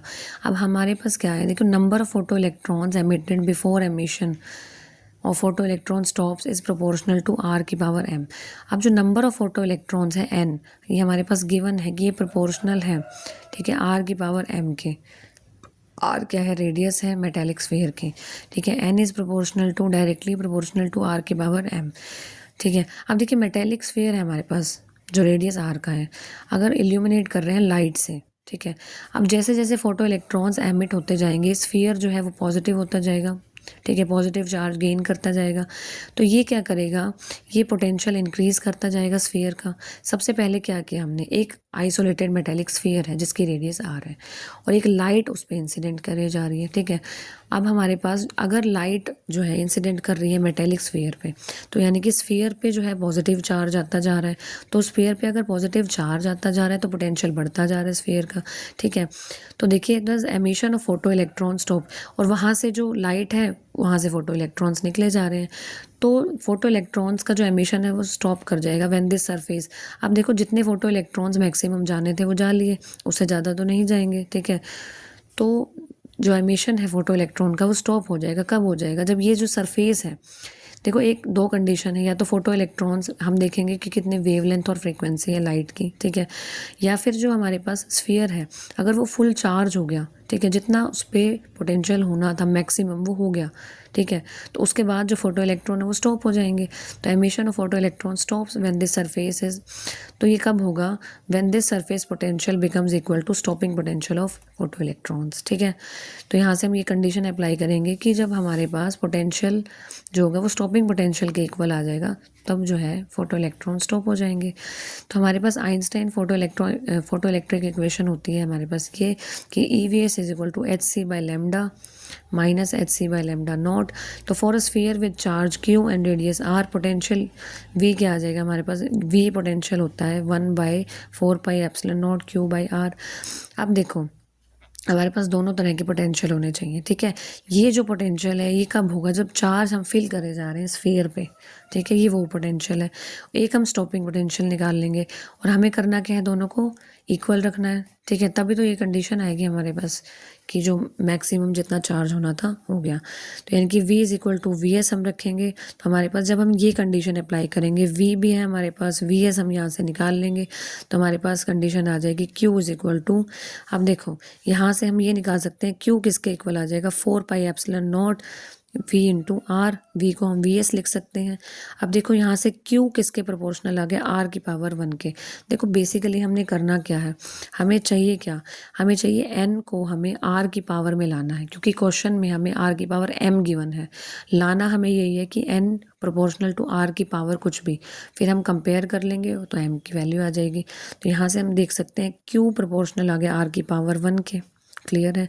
q क्या होता है, n, तो n प्रोपोर्शनल आ गया r की पावर 1 के। अब देखो n यहाँ से r की पावर 1 के प्रोपोर्शनल है, गिवन जो है, गिवन कंडीशन में हमें दे रखा है n प्रोपोर्शनल है r की पावर m के। तो अगर हम इसको कंपेयर करेंगे तो कंपेयर करने के बाद m क्या आ जाएगा हमारे पास, 1। तो ऑप्शन नंबर 3 क्या आ जाएगा हमारे पास, करेक्ट। तो m की वैल्यू क्या आ गई हमारे पास, 1, ऑप्शन 3 आ जाएगा करेक्ट। अब क्वेश्चन नंबर है 138, हमें ये बताना है कि न्यूक्लियर फोर्स की प्रॉपर्टी नहीं होती, कौन सी प्रॉपर्टी नहीं है। तो देखो सबसे पहले हमारे पास न्यूक्लियस है सैचुरेशन प्रॉपर्टी, ये बिल्कुल सही है, क्योंकि इसका मतलब ये है कि न्यूक्लियन इंटरेक्ट करेगा ओनली विद इमीडिएट नेबर।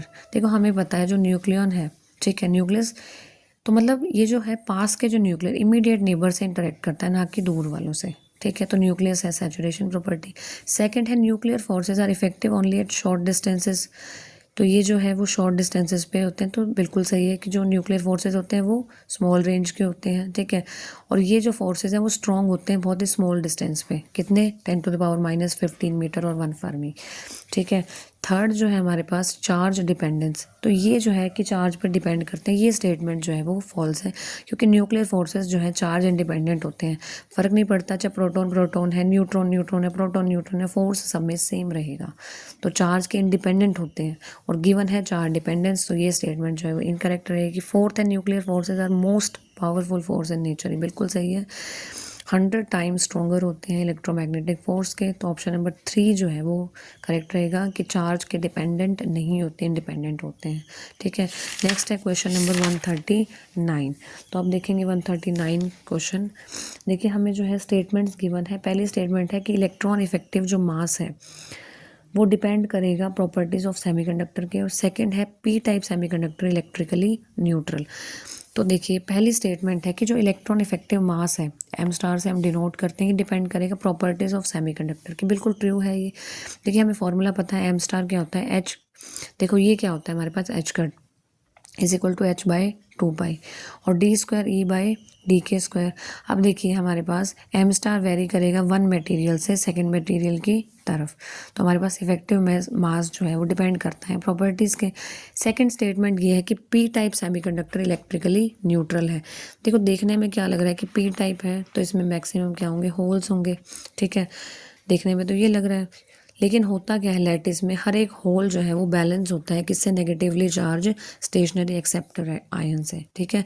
तो जो टोटल नंबर ऑफ प्रोटॉन्स रहते हैं वो टोटल नंबर ऑफ इलेक्ट्रॉन्स के इक्वल रहते हैं, तो जो नेट चार्ज है वो 0 रहता है, ठीक है। तो दोनों ही स्टेटमेंट्स जो हैं वो करेक्ट हैं। तो 139 का ऑप्शन नंबर हमारे पास क्या आ जाएगा, 1, के दोनों स्टेटमेंट्स क्या हैं, करेक्ट। अब देखिए क्वेश्चन नंबर है 140। तो 140 में हमें क्या बताना है, when a plane electromagnetic wave is incident on a material surface, तो wave deliver some momentum and energy, कब डिलीवर करेगी। अब हमें कंडीशन निकालनी है हमारे पास, पी और ई की कंडीशन क्या रहेगी। अब देखो जब प्लेन ईएम वेव इंसिडेंट करेगी मटेरियल पे, अब देखो ईएम वेव्स क्या है, इसके पास एनर्जी तो होती है, एनर्जी होती है और मोमेंटम भी होता है। तो जब ये वेव्स जो है स्ट्राइक करेंगे किसी भी सरफेस पे तो ये प्रेशर अप्लाई करेंगी, ठीक है, बिकॉज क्योंकि मोमेंटम ट्रांसफ़र हो रहा है, और मोमेंटम क्या होता है, E/c, ये हमने पढ़ा हुआ है क्लास 12th में, हमने पढ़ा है P = E/c। ठीक है। तो EM वेव्स जो है उसके पास एनर्जी हमेशा रहेगी तो मोमेंटम भी हमेशा रहेगा। तो P और E दोनों ज़ीरो नहीं हो सकते, तो P भी नॉट इक्वल टू ज़ीरो आएगा, E भी नॉट इक्वल टू ज़ीरो, क्योंकि EM वेव्स के पास देखो एनर्जी है, एनर्जी कैरी कर रहा है, तो मोमेंटम भी है उसके पास। ठीक है, तो एनर्जी भी नॉन ज़ीरो रहेगी और मोमेंटम भी नॉन ज़ीरो रहेगा। दस ऑप्शन 4 इज़ करेक्ट। अब देखिए क्वेश्चन नंबर है 141। अब हमसे ये पूछा है under which condition, under what condition will the value of current in a wire of resistance R be the same for a combination of n identical cells in series and parallel। अब देखो n cells को हमने series में भी लगाया और parallel में भी लगाया। ठीक है, तो हमारे पास हमें क्या निकालना है, किस कंडीशन में कि दोनों जो है will the value of current in a wire resistance will be same for a combination of cells। देखिए सबसे पहले अगर n सेल्स हमारे पास, देखो EMF E है तो टोटल EMF क्या आ जाएगा, n इंटू ई, n सेल्स के लिए n ही आ जाएगा। टोटल इंटरनल रेजिस्टेंस जो है वो क्या आ जाएगा, NR। सबसे पहले हम किसकी बात कर रहे हैं, सीरीज़ की बात कर रहे हैं। ठीक है, सीरीज़ की बात कर रहे हैं, n सेल्स इन सीरीज़, तो टोटल इंटरनल रेजिस्टेंस आ जाएगा NR और टोटल रेजिस्टेंस क्या आ जाएगा, कैपिटल R प्लस NR आ जाएगा। तो सीरीज़ का जो करंट निकालेंगे वो क्या आ जाएगा, IS is equal to V क्या होता है IR के इक्वल, तो I क्या आ जाएगा EMF बाई रेजिस्टेंस। EMF क्या है टोटल NE और टोटल रेजिस्टेंस क्या है R प्लस NR। और अगर n सेल्स पैरेलल में हमने लगाए तो EMF E रहेगा एक का, टोटल इंटरनल रेजिस्टेंस कितना आ जाएगा हमारे पास R बाई एन। पैरेलल में रेजिस्टेंस R बाई एन होता है, सीरीज में होता है NR इंटरनल रेजिस्टेंस, और पैरेलल में होता है R बाई एन।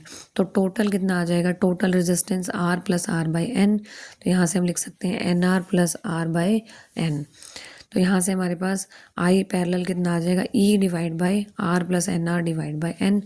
ठीक है, कैसे निकालते हैं करंट, टोटल EMF। ठीक है, टोटल EMF कितना आ जाएगा हमारे पास, E है पैरेलल में, EMF टोटल E रहेगा, पैरेलल में टोटल EMF क्या रहेगा E। तो हमारे पास IP कितना आ जाएगा, ये N ऊपर चला जाएगा, NE upon NR plus R। अब गिवन प्रॉब्लम के अकॉर्डिंग हमें दोनों करंट्स को इक्वल रखना है, यानी कि series current is equal to parallel current. तो यानी कि NE divide by R plus NR किसके इक्वल आ गया, NE divide by NR plus R। तो यहाँ से जब हम ये कंडीशन अप्लाई करेंगे, इसको सॉल्व करेंगे, तो कैपिटल R यानी कि रेजिस्टेंस जो है वो इंटरनल रेजिस्टेंस के इक्वल आ गया। Capital R is equal to small r। Thus option 3 is correct. अब देखिए क्वेश्चन नंबर है 142। इसमें हमें दो स्टेटमेंट्स गिवन है, हमें बताना है कौन सा ऑप्शन करेक्ट है। अब देखिए फॉर डिस्पर्सिव मीडियम गिवन है VG ग्रेटर देन P और नॉन डिस्पर्सिव मीडियम के लिए VP ग्रेटर देन VG। अब देखिए सबसे पहले फेज वेलोसिटी क्या होती है, the speed at which phase of a single frequency component of the wave propagate.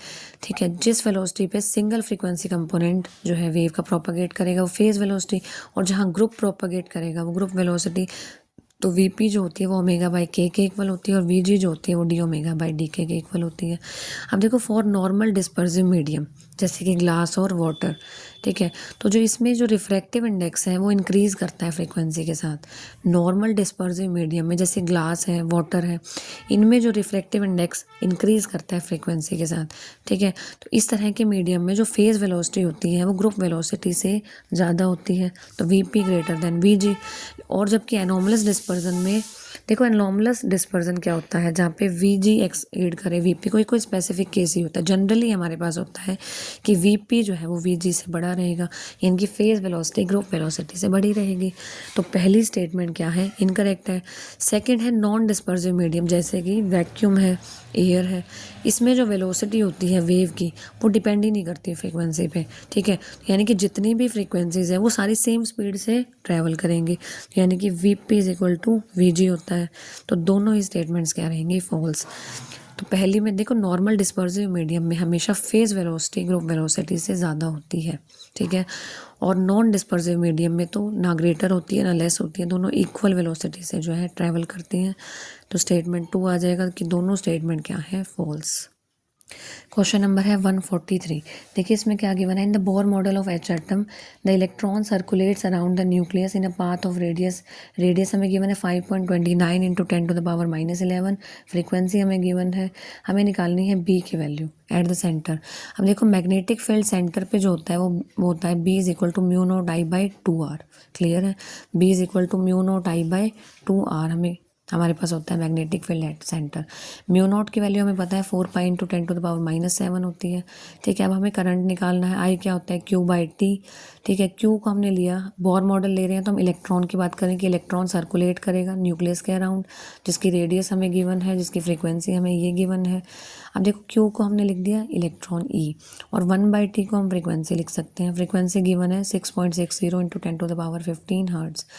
अब आई कितना आ जाएगा, ई की वैल्यू रखेंगे 1.6 इंटू 10⁻⁻19, न्यू की वैल्यू रखेंगे 6.60 इंटू 10⁻15, तो आई आ जाएगा हमारे पास 1.056 इंटू 10⁻³ एम्पियर।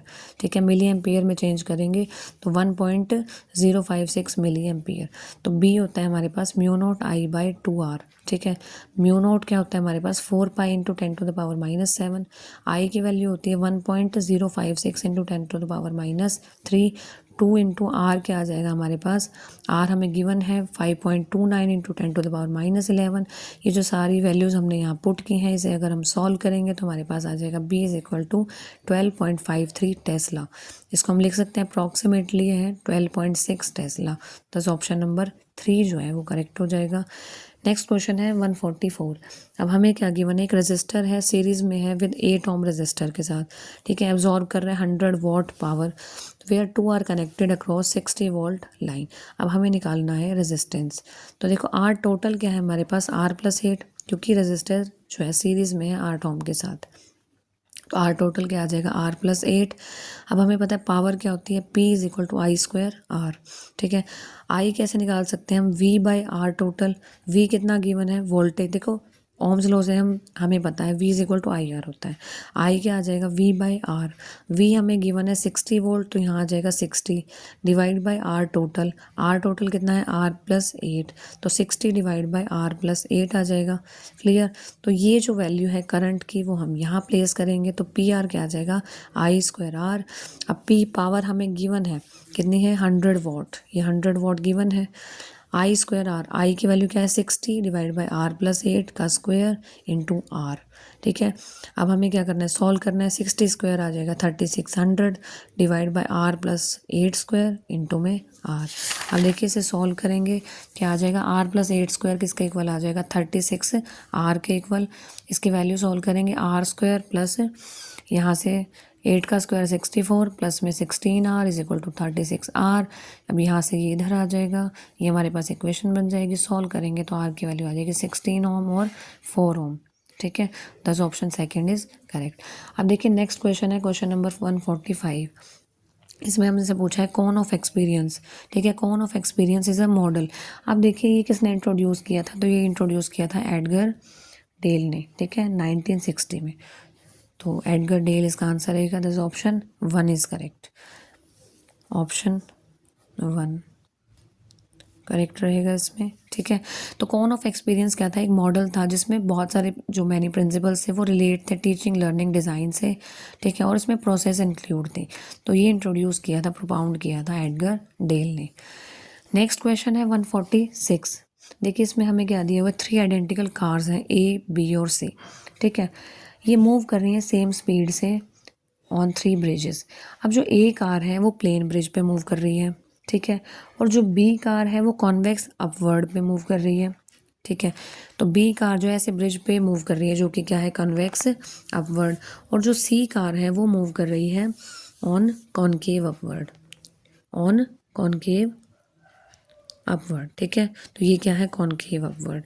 ठीक है, इस तरीके से मूव कर रही है। हमें ये बताना है कि जो FB और FC ये फोर्सेस इस पर ये एक्ट करेंगे, तो when they are in middle of the bridges then. अब हमें ये बताना है मैक्सिमम कौन रहेगा इनमें से। ठीक है, मैक्सिमम फोर्सेस क्या रहेंगे। अब देखो ए जो हमारे पास कार है इस पे 2 टाइप के फोर्स एक्ट करेंगे, एक FA हो जाएगा। ठीक है, अब हमारे पास जो ब्रिज लगाएगा उस पर वो FA हो जाएगा, और एक ग्रेविटेशनल फोर्स एक्ट करेगा mg। ठीक है, तो ये दोनों फोर्सेस क्या रहेंगे, इस पे बैलेंस रहेंगे, तो FA is equal to mg। अब ये हमारे पास है कॉन्वेक्स अपवर्ड, ऊपर की तरफ है। ठीक है, तो हमारे पास ये जो सरफेस है ऊपर की तरफ फोर्स लगाएगा। ठीक है, तो हमारे पास जो आ जाएगा एक फोर्स इस पे FB लग रहा है। ठीक है, और एक फोर्स जो है mg हो जाएगा, और mv²/r, क्योंकि देखो ये क्या है हमारे पास कॉन्वेक्स अपवर्ड, तो यानी कि ये सर्कुलर है, सर्कुलर शेप है, तो यानी कि सेंट्रीपिटल फोर्स लगेगा अपवर्ड डायरेक्शन में, ठीक है, mv²/r। अब देखो ये दोनों फोर्सेस अपवर्ड डायरेक्शन में लग रहे हैं, ये नीचे के डायरेक्शन में लग रहा है, तो यानी कि FB + mv²/r किसके इक्वल आ जाएगा, mg के। FB आ जाएगा mg - mv²/r। अब ये है कॉनकेव अपवर्ड। अब देखो एक तो अपवर्ड फोर्स लगेगा जो ब्रिज लगाएगा, अब सर्कुलर होने की वजह से mv²/r एक्ट करेगा और mg एक फोर्स उस पर एक्ट करेगा, ग्रेविटेशनल फोर्स। तो यहाँ से देखो ये दोनों फोर्सेस, दो जो फोर्सेस नीचे की तरफ एक्ट कर रहे हैं, ठीक है, तो mg + mv²/r किसके इक्वल आ जाएगा, Fc। ये अपोजिट डायरेक्शन में ना, ये दोनों का प्लस नीचे के डायरेक्शन में एक्ट कर रहा है, तो ये ज़्यादा होगा, ठीक है। और हमारे पास देखो ये है Fc, ठीक है। अब देखो इक्विलिब्रियम में ये क्या हो जाएंगे, इक्वल हो जाएंगे, तो Fc किसके इक्वल आ जाएगा, mg + mv²/r। अब देखिए कौन सा फोर्स मैक्सिमम है, ये आया सिर्फ mg के इक्वल, ये आया mg - mv²/r के इक्वल, और Fc आया mg + mv²/r। तो तीनों में से ज़्यादा कौन सा है, Fc मैक्सिमम है, तो Fc is maximum of 3 forces, दस ऑप्शन 3 इज करेक्ट। अब देखिए क्वेश्चन नंबर है हमारे पास 147। अब हमें जो है इनकरेक्ट स्टेटमेंट चूज़ करनी है, चारों में से इनकरेक्ट कौन सी रहेगी। अब देखो फर्स्ट स्टेटमेंट क्या है, in uniform electric field an electric dipole experiences no net force but non zero torque. अब देखो ये कह रहा है कि यूनिफॉर्म इलेक्ट्रिक फील्ड में जो इलेक्ट्रिक डाइपोल है, कोई भी नेट फोर्स तो एग्जिस्ट नहीं करेगा लेकिन टॉर्क एग्जिस्ट करेगा। ये बिल्कुल सही है स्टेटमेंट। देखो इलेक्ट्रिक डाइपोल क्या होता है, अगर वो यूनिफॉर्म इलेक्ट्रिक फील्ड में है, ठीक है, तो हमारे पास देखो डाइपोल क्या होता है, इक्वल एंड अपोजिट चार्जेस, ठीक है, तो नेट फोर्स क्या रहेगा, जीरो। लेकिन उनकी लाइन ऑफ एक्शन क्या होती है, वो अपोजिट होती है, जिससे वो उसको घुमाती हैं, क्लास 12th में हमने पढ़ा है, ठीक है, उसको रोटेट करती हैं, तो एक टॉर्क एग्जिस्ट करता है, नॉन जीरो टॉर्क। ये बिल्कुल सही है स्टेटमेंट। सेकंड है, in non uniform electric field dipole experiences non zero force and non zero torque. अगर नॉन यूनिफॉर्म इलेक्ट्रिक फील्ड है, ये स्टेटमेंट बिल्कुल सही है, तो डाइपोल जो है नॉन जीरो फोर्स से एग्जिस्ट करेगा, ठीक है, और नॉन जीरो टॉर्क रहेगी। क्योंकि अब देखो अब नॉन यूनिफॉर्म इलेक्ट्रिक फील्ड है, इस सिचुएशन में जो फोर्सेज हैं वो कैंसिल आउट तो होंगे नहीं, वहाँ तो इक्वल थे फोर्स और अपोजिट थे, तो वो कैंसिल आउट हो रहे थे, लेकिन यहाँ कैंसिल आउट नहीं होंगे क्योंकि नॉन यूनिफॉर्म इलेक्ट्रिक फील्ड है, तो फोर्सेज कैंसिल आउट नहीं होंगे, तो नेट फोर्स आएगा ही आएगा, तो नेट फोर्स है तो नेट टॉर्क भी आएगा, तो ये स्टेटमेंट बिल्कुल सही है। थर्ड स्टेटमेंट है, when dipole moment is parallel और एंटी पैरेलल टू फील्ड। अगर डाइपोल मोमेंट पैरेलल है और एंटी पैरेलल है फील्ड के, तो डाइपोल एक्सपीरियंस करेगा non zero torque and zero force. तो ये स्टेटमेंट इनकरेक्ट है। क्यों, देखो जो टाउ होता है हमारे पास, टाउ की वैल्यू होती है PE sin थीटा, तो जब डाइपोल पैरेलल है तो थीटा 0 और 180 डिग्री आएगा, ठीक है, तो थीटा 0 है और 180 है, तो टॉर्क तो 0 आ रहा है, 0 आ रहा है ना, तो ये स्टेटमेंट क्या हो जाएगी, फॉल्स। हमें क्या कहा था, नॉन जीरो टॉर्क, लेकिन आ क्या गया, तो जब पैरेलल या एंटी पैरेलल की कंडीशन लगाएंगे तो हमारे पास टॉर्क क्या आ रहा है, 0, ना कि नॉन जीरो। फोर्थ है हमारे पास, फोर्थ में बताया गया कि at larger distance dipole field decreases more rapidly than electric field. बिल्कुल सही है। अब देखिए पॉइंट चार्ज के लिए ई जो है वो प्रोपोर्शनल होता है 1/r² के लिए, डाइपोल के लिए 1/r³ की प्रोपोर्शनल होता है, क्यूब के। तो हमारे पास जो डाइपोल फील्ड डिक्रीज होगा, वो डाइपोल के लिए जो फील्ड डिक्रीज होगा वो रैपिडली होगा चार्ज से, क्योंकि r³ के इन्वर्सली है, ये r² के इन्वर्सली है। तो ऑप्शन नंबर 3 जो है, ये जो स्टेटमेंट है वो इनकरेक्ट होगी, तो ऑप्शन नंबर 3 इज राइट। फिर है 148 नंबर क्वेश्चन।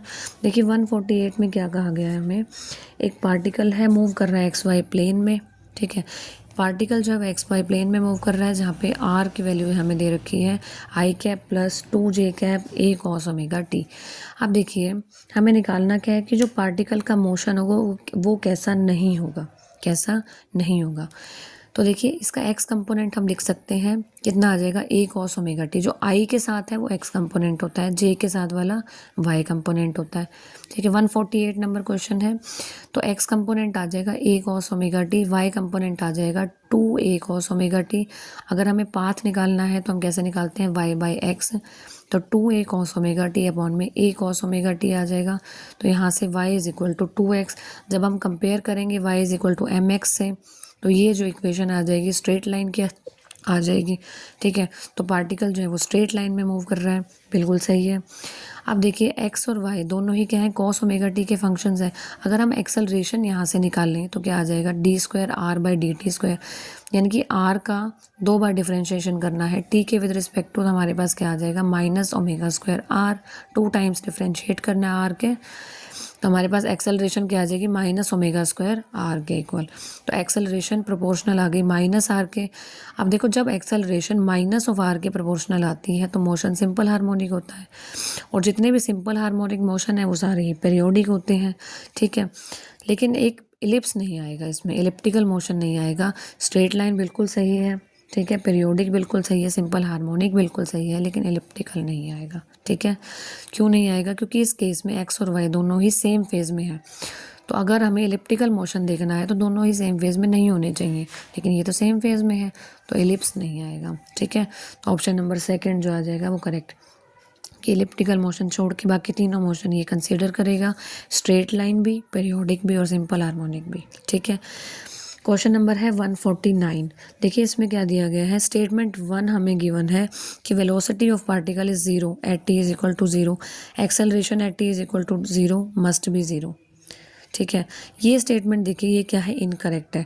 देखो एग्जांपल से बताती हूँ, कोई बॉल हमने जो है वर्टिकली अपवर्ड थ्रो की, अब हाईएस्ट पॉइंट पे जाके तो इसकी वेलोसिटी 0 हो जाएगी, लेकिन एक्सेलरेशन तो है ना, एक्सेलरेशन ड्यू टू ग्रेविटी तो है इसके पास अभी भी, तो एक्सेलरेशन मस्ट भी 0, तो ऐसा नहीं होगा।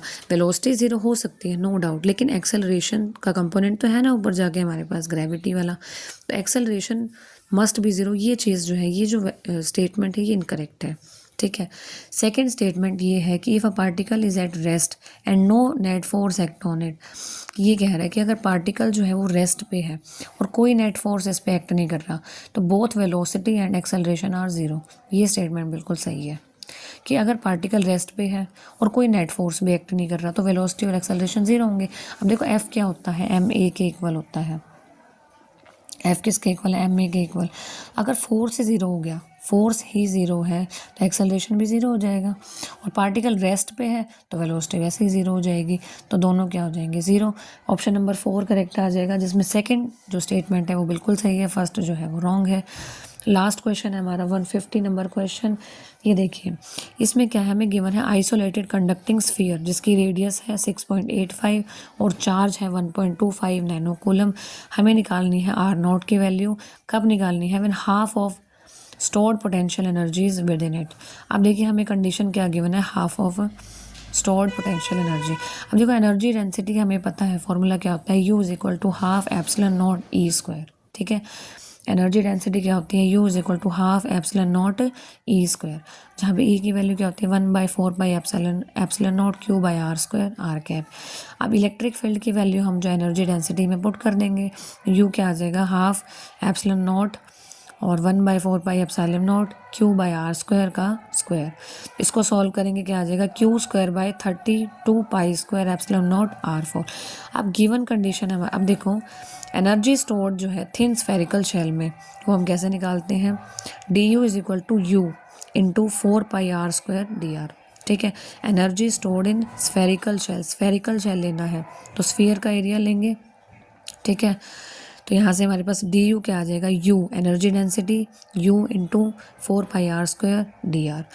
यहाँ से डी यू निकालेंगे तो क्या आ जाएगा, अब यहाँ पे यू की वैल्यू पुट कर देंगे, Q square by 32 pi square epsilon naught R 4, फिर जो कट रहा है वो काट देंगे, 4 pi R square D are भी तो है ना, तो हमारे पास डी यू कितना आ जाएगा, क्यू स्क्वायर। हमें जस्ट क्या करना है, डी यू हमारे पास ये है, यू की वैल्यू यहाँ से हमें पुट कर देनी है, जो कट रहा है वो काट देंगे, तो यहाँ से डी यू आ जाएगा हमारे पास Q square by 8 pi epsilon naught R square D R. अब हमें इंटीग्रेट करना है आर से इन्फिनिटी में। ठीक है, तो इंटीग्रेट करेंगे तो हमारे पास देखो 1/r स्क्वायर डी आर है, स्मॉल आर के विद रिस्पेक्ट टू इंटीग्रेट करना है। ठीक है, जब लिमिट्स पुट करेंगे तो वो -1/r आएगा, लिमिट पुट करने के बाद इनफाइनाइट वाला 0 हो जाएगा, हमारे पास टोटल आ जाएगा सॉल्व करके Q square by 8 pi epsilon naught का Q square by 8 pi epsilon naught R. ठीक है, अब गिवन कंडीशन ये है कि यू ऑफ आर नॉट जो है हाफ ऑफ यू टोटल के है। ठीक है। यू टोटल का हाफ है यू ऑफ आर नोट, ठीक है। तो सबसे पहले यू आर नोट निकालनी पड़ेगी। यू टोटल तो है हमारे पास जो हमने अभी निकाली, यू आर नोट पे हमें निकालना है। तो यू आर नोट क्या आ जाएगा, आर से R naught Q square by 8 pi epsilon naught R square. Same condition है, बस हमें लिमिट्स चेंज करनी है, यू आर नोट लेनी है, आर से आर नोट आ जाएगा।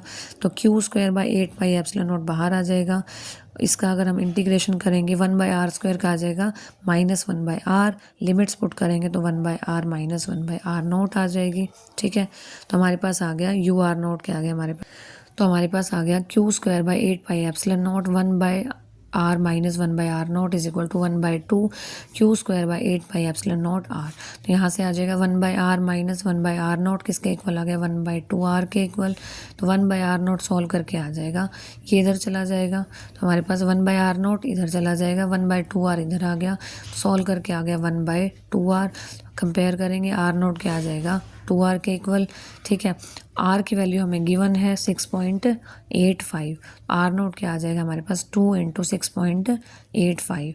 सॉल्व करेंगे मल्टीप्लिकेशन तो आंसर आ जाएगा 13.70। कितना आ जाएगा, आर नोट की वैल्यू आ जाएगी 13.70। यही हमें निकालना था, 10 करेक्ट ऑप्शन क्या आ जाएगा 4। देखो हमें वैल्यू निकालनी थी कि किस वैल्यू पे, रेडियस की किस वैल्यू पे, आर नोट वैल्यू पे हमारे पास जो half of stored potential energy है वो स्टोर रहेगी। तो कंडीशन हमने अप्लाई की half of stored potential energy वाली। तो आर नोट की वैल्यू आ गई, रेडियस की वैल्यू आ गई हमारे पास 13.70। तो ये जो ऑप्शन रहेगा वो 4th करेक्ट आ जाएगा। तो गाइस ये थे आपके 150 क्वेश्चंस। तो आज हो गया आपका 2023 जो पीजीटी फिज़िक्स सॉल्यूशंस था वो 2023 जो है कंप्लीट हो गया। तो कैसा लगा बताना ज़रूर कमेंट करके। Thank you.